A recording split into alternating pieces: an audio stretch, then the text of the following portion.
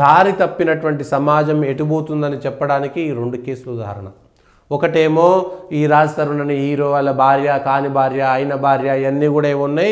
దాంట్లో ఇంకోవాడు వచ్చిండు, వాడోడు డ్రగ్స్కి అలవాటైండు, వాడు వందల మంది అమ్మాయిలను ట్రాప్ చేసి వీడియోలు తీసినటువంటి వీడియో అయితే నిర్మాతగా మారినటువంటి ఒక వ్యక్తి డ్రగ్స్కి అలవాటు పడి తప్పుడు దోవలోకి వెళ్ళిపోయి దాంట్లో ఆత్మహత్య చేసుకున్నటువంటి సమాజం తప్పుదోవలోకి పోతుంది. ఇంత పెద్ద వార్తలు కూడా అక్కర్లేదు నిజానికి.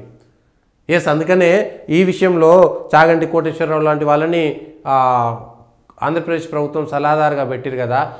ఇవాళ సమాజంలో నేర్పాల్సినటువంటి నైతిక అంశాలపైన ఎప్పుడైతే మనం హైందవ సమాజం నుంచి పక్కకు పోతున్నామో, వాటిని పక్కకు పోతున్నామో, ఆ ధర్మసూత్రాల నుంచి పక్కకు పోతున్నామో ఇవన్నీ పెరిగిపోతున్నాయి.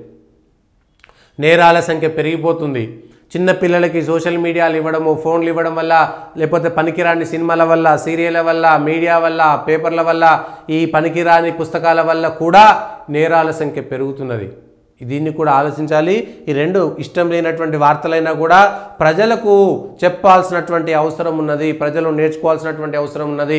దారి తప్పుతున్నటువంటి సమాజానికి సినిమాలు చూస్తే దారిలోకి వచ్చేటువంటి విధంగా ఉండాలి. కానీ ఇవాళ రేపు లాస్ట్ 2 ఏళ్లలో చూసిన సినిమాలు చూస్తే హీరోల వేషధారణ, హీరోలకు సంబంధించినటువంటి మాటలు, హీరోలకు సంబంధించినటువంటి ఆ కథలు చూస్తే ప్రతి ఒక్కడు చెడిపోయేటువంటి కథలే తప్ప ఏ ఒక్కడు కూడా మంచి దారిలోకి వెళ్ళేటువంటి సినిమాలు లేవు అనేటువంటి విషయాన్ని చూడాలి. వ్యాపారంగా మారిపోయినటువంటి సందర్భంగా ఇంకా ఏమీ చేయలేనటువంటి పరిస్థితి.